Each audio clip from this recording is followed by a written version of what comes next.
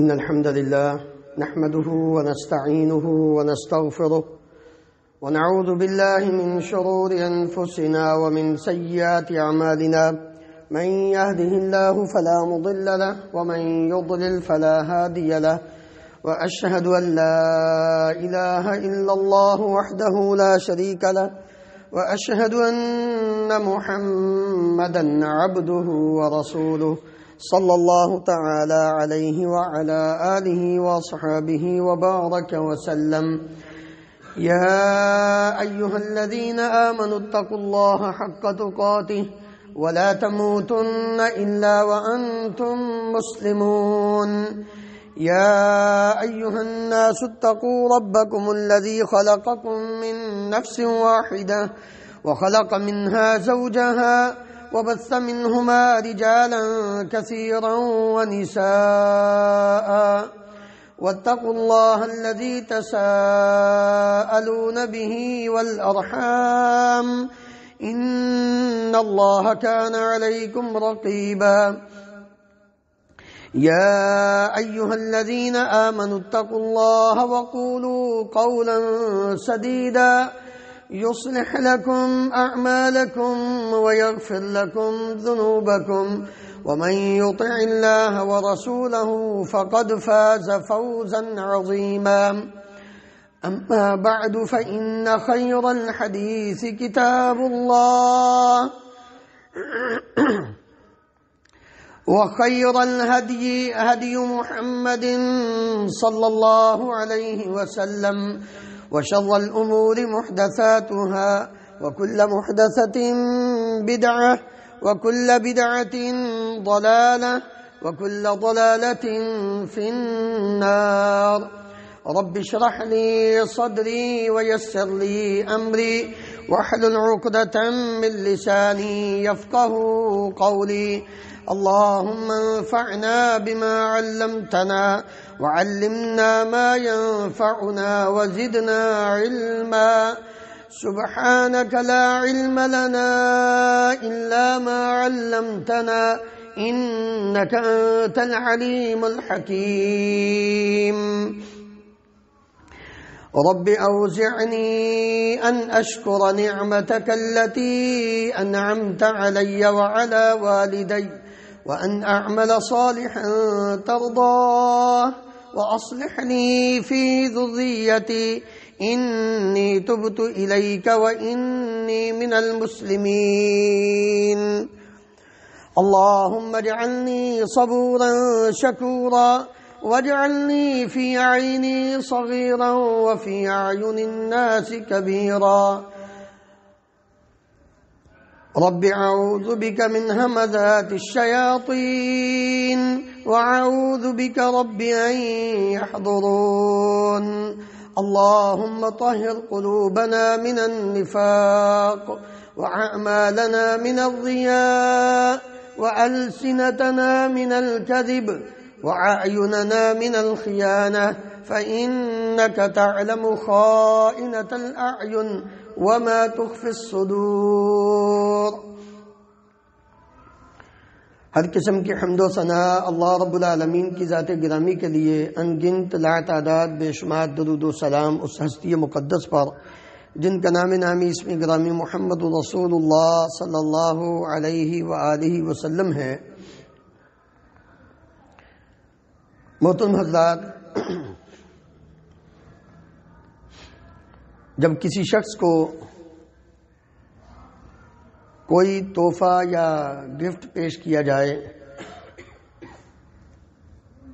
تو وہ بڑا خوش ہوتا ہے، اور پھر خصوصاً جب بادشاہ کی طرف سے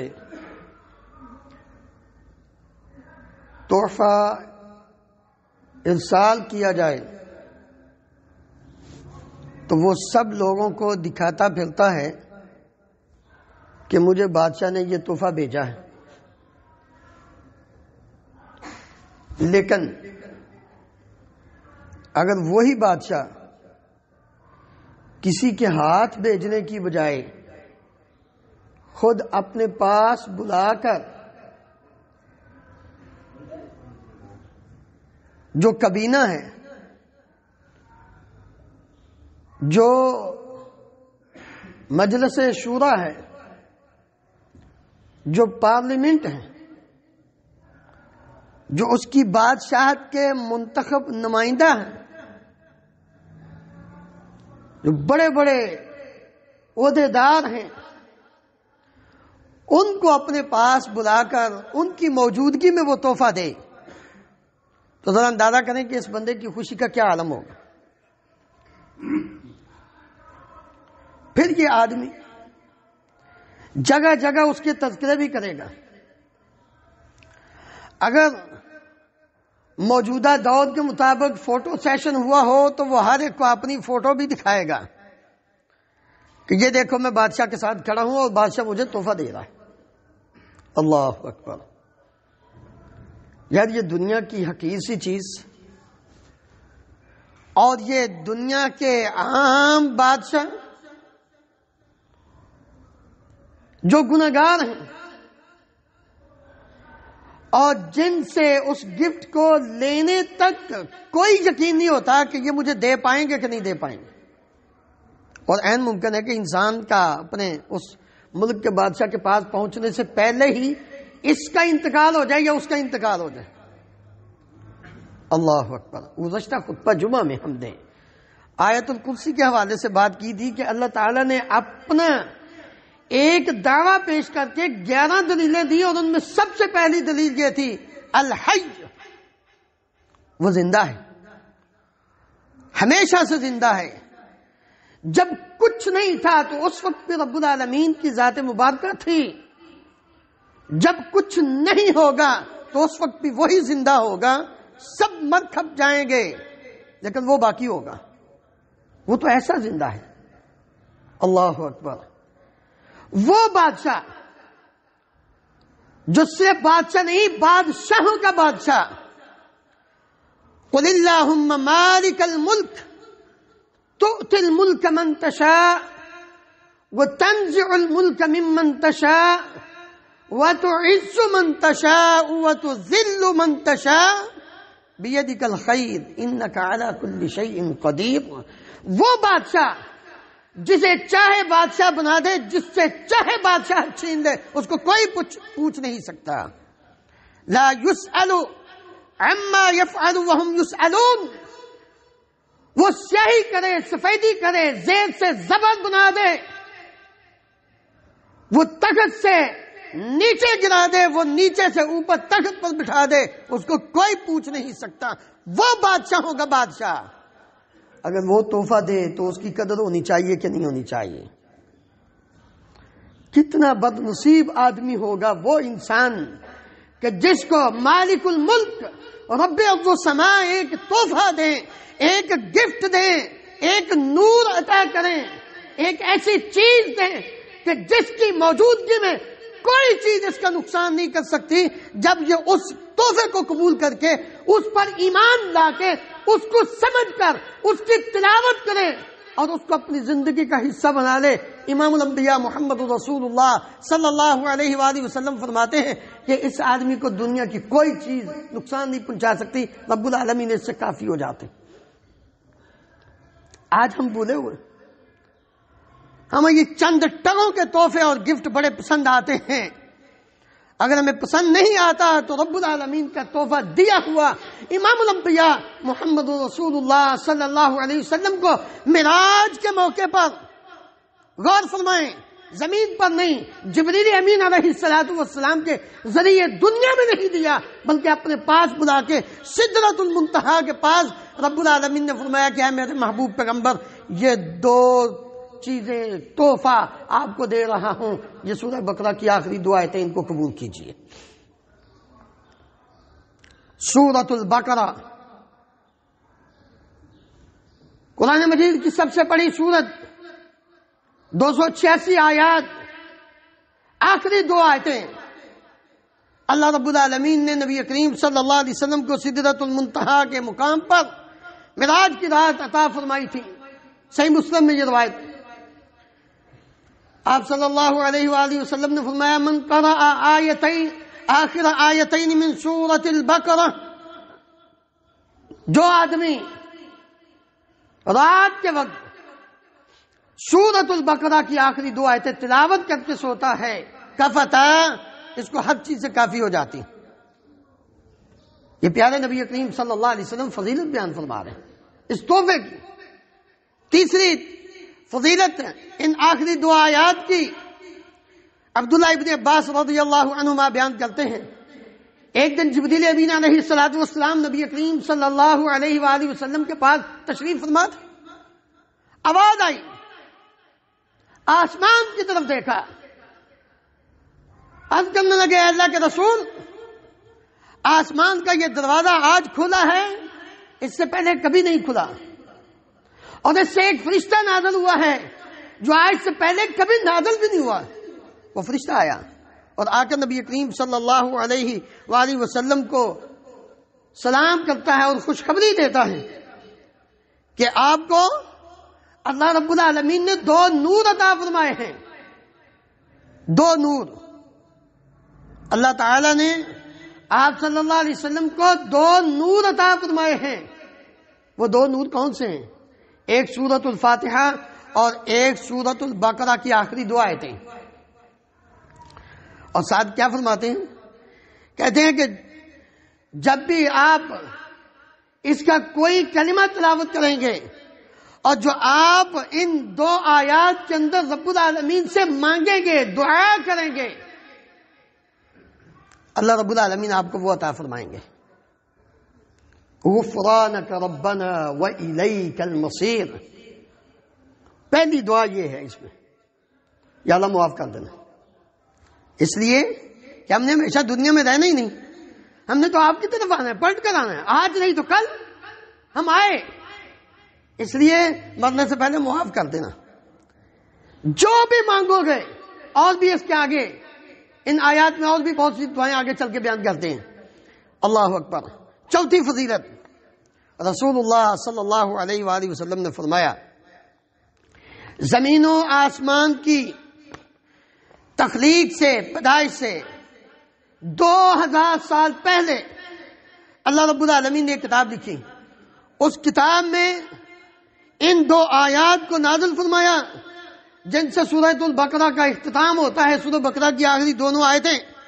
اور آپ صلی اللہ علیہ وسلم نے فرمایا کہ جس گھر میں یہ 3 راتیں ان 2 آیات کی تلاوت کی جائے، شیطان اس گھر کے قریب نہیں آتا. ہم جو کام کرنے والے تھے ان سے دور بھاگ گئے اور کہتے ہیں جی فلاں نے جادو کر دیا، فلاں نے یہ کر دیا. بھئی اس کے مقابلے میں ٹھیک ہے، دشمن تو اپنا کام کرتا ہی ہے. دنیا کے دشمن کے بارے میں خبر ہو جائے کہ یہ ہماری جان لینے کے لیے تیار ہے، ہم کتنی کوشش کر کے اپنا بچاؤ کرتے ہیں. تو جو دشمن ہے پوشیدہ اور چھپا ہوا، اس کی فکر ہی کوئی نہیں. شیاطین الانس والجن، انسانوں میں شیطان، جنوں میں شیطان، جو ایک مومن اور مسلمان کے ایمان پر ڈاکہ ڈالتے ہیں، ہمیں ان کی فکر ہی کوئی نہیں.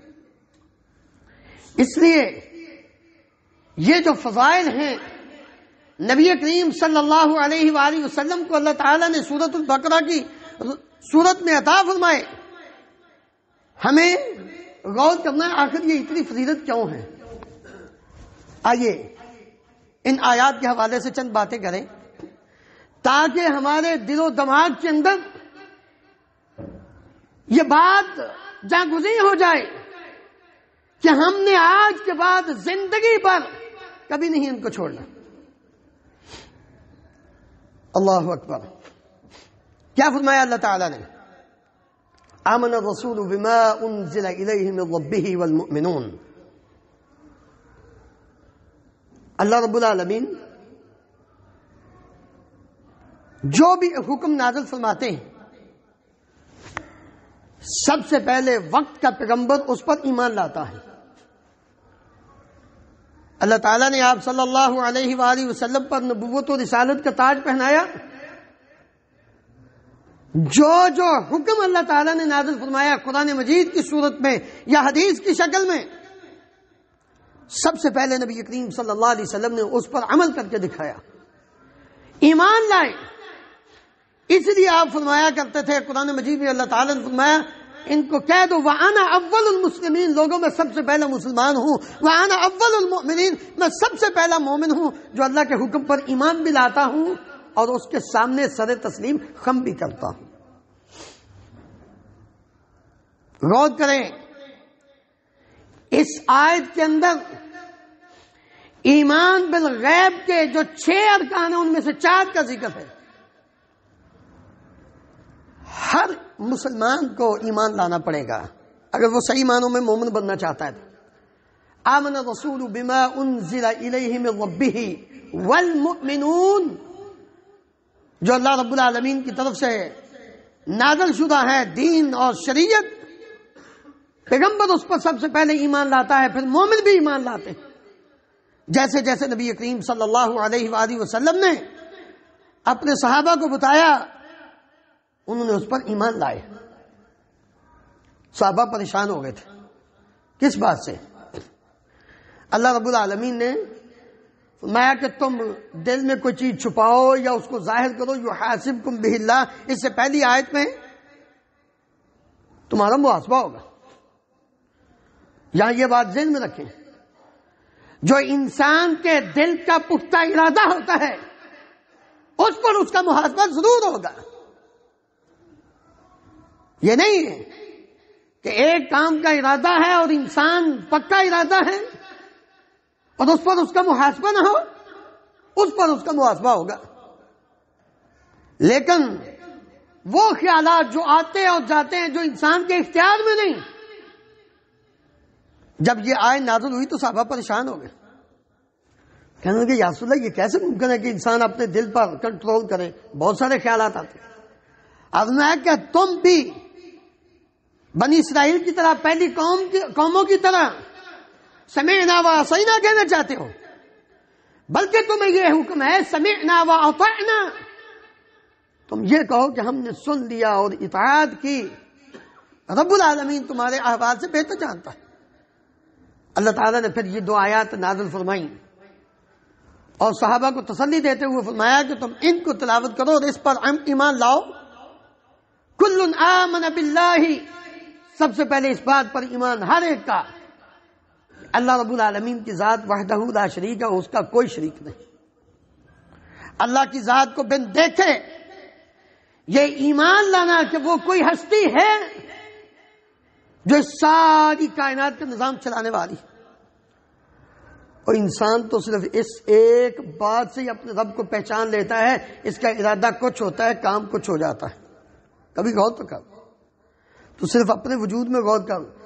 عربی کا ایک شاعر کہتا ہے وَفِي كُلِّ شَيْءٍ لَهُ آیَةٌ تَدُلُّ عَلَىٰ أَنَّهُ وَاحِدٌ، کائنات کی کسی چیز میں آپ غور و فکر کرنا شروع کر دیں، آپ کو پتہ چل جائے گا کہ صرف ایک الہ وہ اللہ رب العالمین کی ذات ہے، کوئی اور نہیں۔ كُلٌّ آمَنَ بِاللَّهِ، سب سے پہلے اللہ پر ایمان، کیونکہ جب اللہ پر ایمان ہی نہیں تو باقی چیزوں پر ایمان کیسے ہوگا؟ جو پیدا کرنے والا ہے، جو رازق ہے، جو خالق ہے، جو مالک ہے، جو حاجت روا ہے، جو مشکل کشا ہے، جب اس پر ہی ایمان نہیں ہوگا تو باقی چیزوں پر ایمان کیسے؟ نبیوں اور رسولوں پر، فرشتوں اور کتابوں پر، آخرت کے دن پر، اچھی اور بری تقدیر پر کیسے ایمان ہوگا؟ اس لیے اللہ تعالیٰ فرماتے ہیں سب سے پہلے یہ بات ہر ایک کو یاد کرنی چاہیے، ہمارا رب اللہ ہے۔ کل آمن باللہ وملائکتہ، اللہ کے فرشتے جن کو کوئی انسان دیکھ نہیں سکتا۔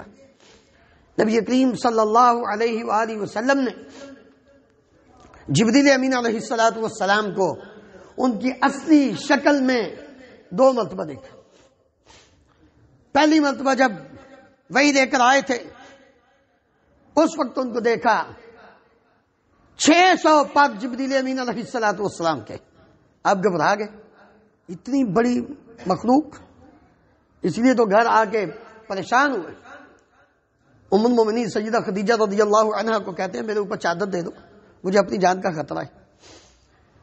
اور دوسری مرتبہ سدرۃ المنتہا، 7 آسمانوں کے اوپر نبی کریم صلی اللہ علیہ وآلہ وسلم نے جبریل امین علیہ السلام کو دیکھا تھا، ان کی اصلی شکل کوئی اور نہیں دیکھ سکتا۔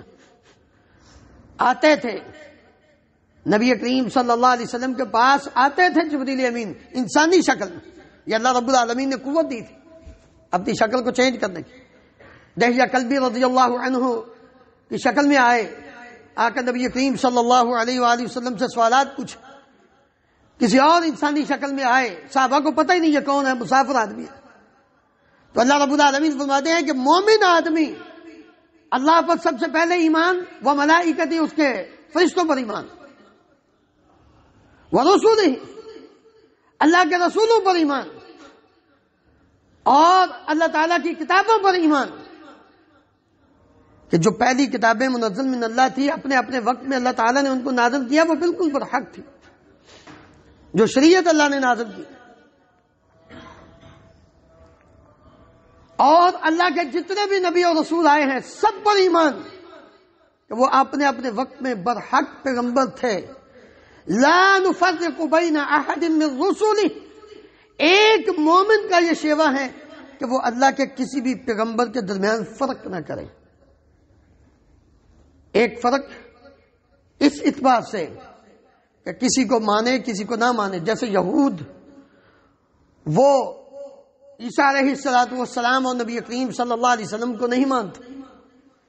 عیسائی نبی کریم صلی اللہ علیہ وسلم کی نبوت اور رسالت کو نہیں مانتے. غلط ہے، یہ کفر ہے. کافر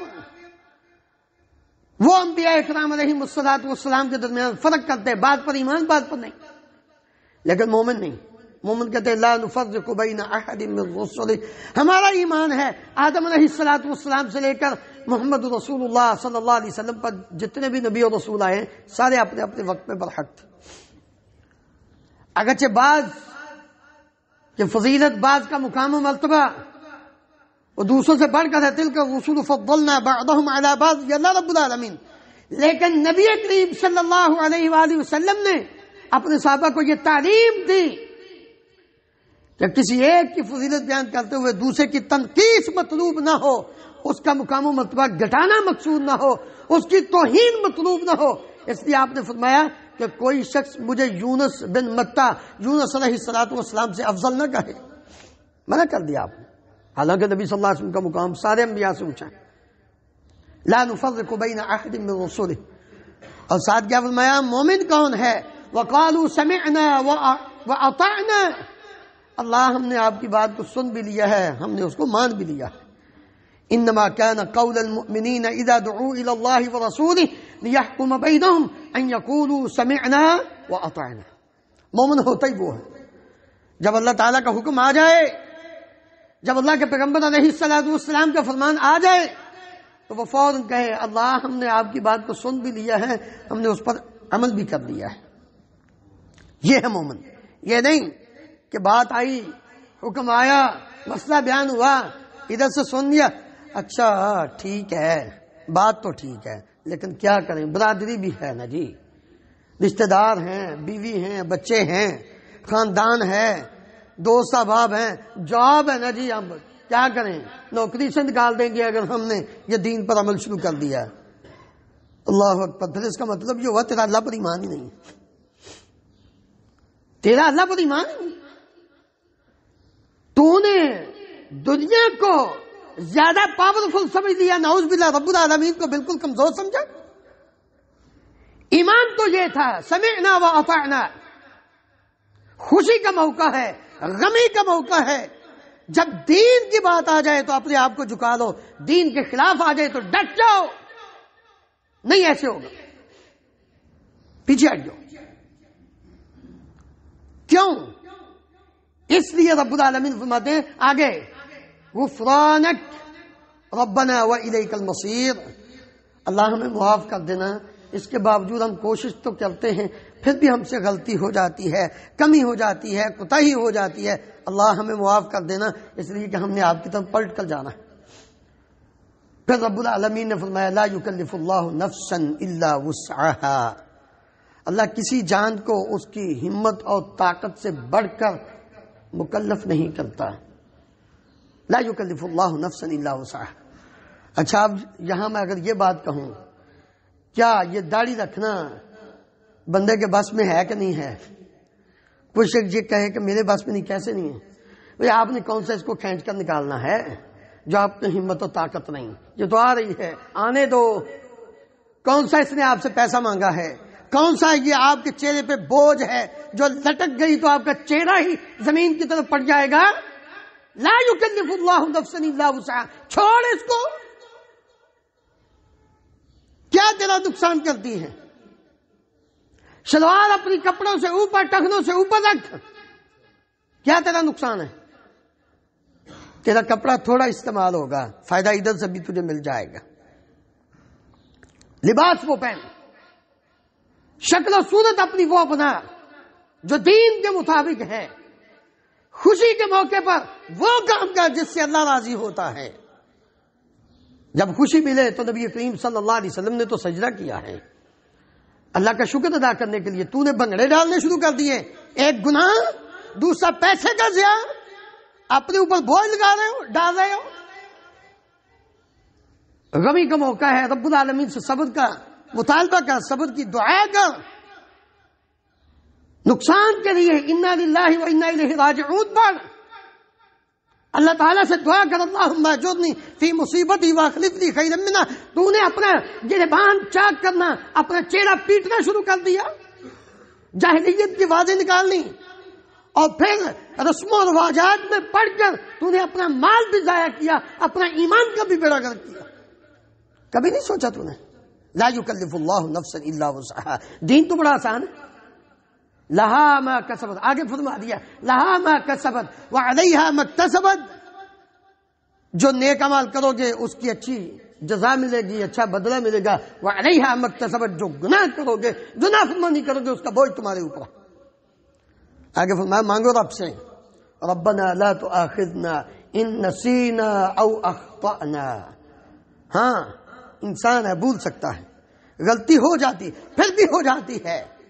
اللہ رب العالمین فرماتے ہیں مجھ سے مانگو، اللہ جو ہم بھول گئے، جو ہم سے خطا ہو گئی، اس سے ہمارا مواخذہ نہ کرنا، ہمیں نہ پکڑنا۔ مانگ اللہ تعالیٰ سے۔ تو نے کوشش کے باوجود اگر تجھ سے کوئی بھی موقع ایسا آ گیا جس سے تجھ سے غلطی ہو گئی یا بھول کر تجھ سے یہ گناہ ہو گیا، مانگ رب العالمین سے، ربنا لا تؤاخذنا ان نسینا واخطأنا، ربنا ولا تحمل علينا اصرا كما حملته على الذين من قبلنا۔ اللہ جس طرح تو نے پہلی امتوں پہ بوجھ ڈالے تھے نا، ہم پہ وہ بوجھ نہ ڈالنا۔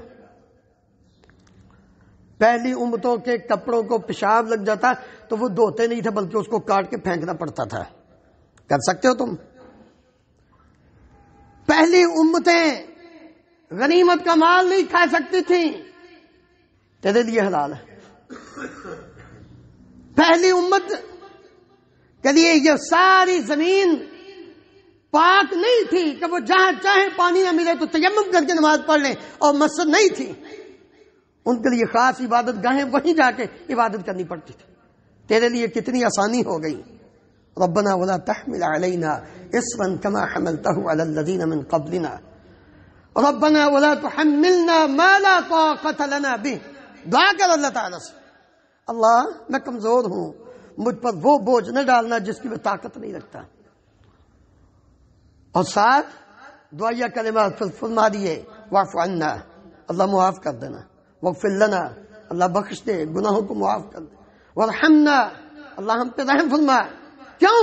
انت مولانا، چھوڑ یہ دنیا کے باڈی گارڈوں کو، جس کا رب باڈی گارڈ بن جائے اس کو دنیا کی کیا ضرورت ہے؟ انت مولانا۔ یوسف علیہ السلام نے یہی رب العالمین سے دعا کی تھی، انت ولی فی الدنیا والآخرہ، اللہ تو ہی میرا محافظ ہے، تو ہی میرا دوست ہے، دنیا میں بھی اور آخرت میں بھی۔ یہاں رب العالمین مجھے اور آپ کو یہی سبق پڑھا رہے ہیں، چھوڑ دنیا کے غیروں کے ڈر اپنے دل سے نکال، میرے ساتھ دوستی لگا، پھر دیکھ میں تجھے کیسے قوت عطا کرتا ہوں۔ انت مولانا، یقین کر اس لفظ پر، یا اللہ تو میرا مولا ہے، تو میرا دوست ہے، تو میرا محافظ ہے، اللہ تو ہی مجھے بچانے والا ہے، کوئی اور نہیں۔ اس لیے پھر رب العالمین فرماتے ہیں جب دنیا میں تیرا یہ عقیدہ بن کے زندگی بسر ہوتی ہے تو پھر موت کے وقت بھی ہم تجھے یہی خوشخبری سنائیں گے، نحن اولیاؤکم فی الحیات الدنیا وفی الآخرہ ولکم فیہا ما تشتہی انفسکم ولکم فیہا ما تدعون۔ ادھر موت کے فرشتے آتے ہیں، ادھر تیری روح قبض کرنے کے لیے آتے ہیں۔ تو نے دنیا میں سب کا ڈر نکال کے صرف ہمیں پکارا تھا، ہمیں اپنا مولا بنایا تھا، آج ہم تجھے یہ بشارت دے رہے ہیں جا دنیا میں بھی ہم نے تیرا ساتھ نہیں چھوڑا، آج آخرت میں بھی تیرا ساتھ نہیں چھوڑیں گے۔ آج دنیا میں تو نے ہماری مرضی کے مطابق زندگی بسر کی، وَلَكُمْ فِيهَا مَا تَشْتَهِي أَنفُسُكُمْ، اب جو تو چاہے گا اسی طرح ہی ہوگا۔ آ تو صحیح، قرآن کو پڑھ کے تو دیکھ، انت مولانا فانصرنا علی القوم الکافرین۔ اللہ رب العالمین نے فرمایا مجھ سے مانگو یا اللہ کافروں پہ ہماری مدد فرما۔ نبی کریم صلی اللہ علیہ وسلم نے بدر کے مقام پر، احد کے مقام پر، جنگ بدر میں، جنگ احد میں اللہ تعالیٰ سے ہی مدد مانگی تھی۔ کوئی اپنی فوج اور اپنی طاقت اور قوت پہ گمنڈ نہیں کیا تھا، بلکہ اللہ تعالیٰ سے دعا کی تھی یا اللہ تو نے ہماری مدد کرنی ہے ان کافروں پر۔ میرے عزیز بھائی، یہ مختصر ان آیات کا ترجمہ اور آپ کے سامنے مفہوم رکھا ہے۔ اللہ رب العالمین ہم سب کو ان دونوں آیات کی قدر کرنے کی، سمجھنے کی، پڑھنے کی اور اس کے مطابق عمل کر کے زندگی بسر کرنے کی توفیق عطا فرمائے۔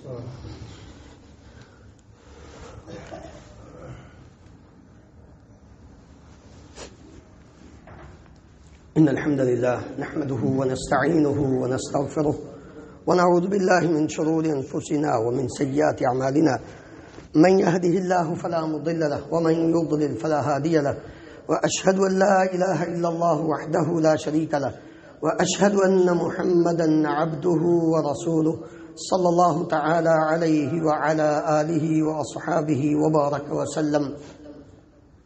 محترم بھائیو، سورۃ البقرہ اور سورت آل عمران، نبی کریم صلی اللہ علیہ وآلہ وسلم نے ان دونوں کے بارے میں فرمایا ہے کہ جو شخص ان کی تلاوت کرتا ہے کل قیامت کے دن یہ بادل کی طرح اپنے پڑھنے والے پہ سایہ کر کے آئیں گے۔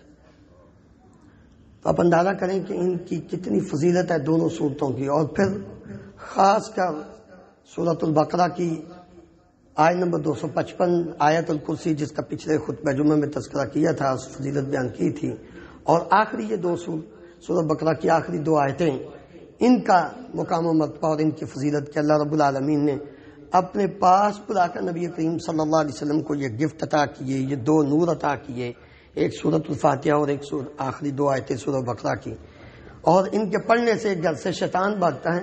میرے بھائیو، ہم کیوں غفلت کا شکار ہیں؟ کب تک ہم دنیا میں رہیں گے؟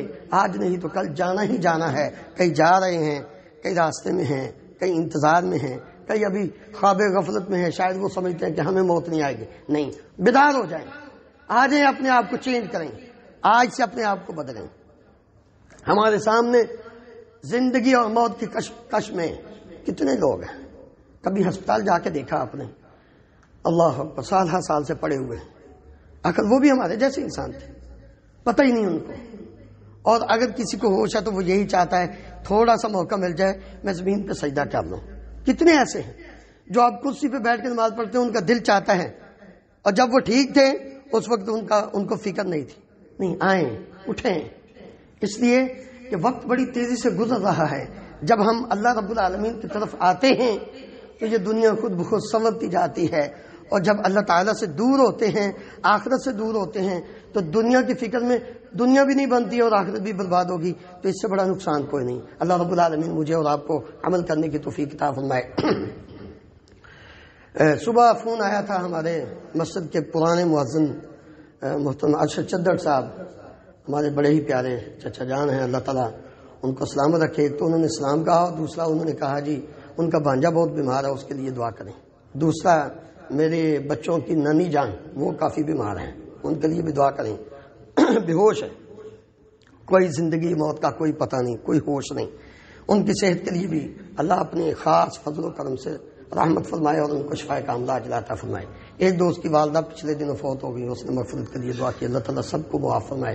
ان اللہ و ملائکتہ یصلون علی النبی یا ایھا الذین آمنوا صلوا علیہ وسلموا تسلیما اللهم صل علی محمد وعلی آل محمد کما تحب وترضى اللهم اغفر لنا وللمؤمنین والمؤمنات والمسلمین والمسلمات الاحیاء منهم والاموات اللهم اشف مرضانا ومرضى المسلمين اذهب الباس رب الناس واشف انت الشافي لا شفاء الا شفاؤك شفاء لا يغادر سقما اللهم اشفهم بشفائك وداوهم بدوائك اللهم اشفهم فانهم لا يشفيهم الا انت واشفهم شفاء كاملا عاجلا لا يغادر سقما اللهم انصر الاسلام والمسلمين اللهم اعز الاسلام والمسلمين واذل الشرك والمشركين اللهم اهلك النفاق والمنافقين اللهم أرنا الحق حقا وارزقنا اتباعه وأرنا الباطل باطلا وارزقنا اجتنابه اللهم آمنا في أوطاننا واجعل هذا البلد آمنا مطمئنا رخاء سخاء وسائر بلاد المسلمين سبحان ربك رب العزة عما يصفون وسلام على المرسلين والحمد لله رب العالمين وأقم الصلاة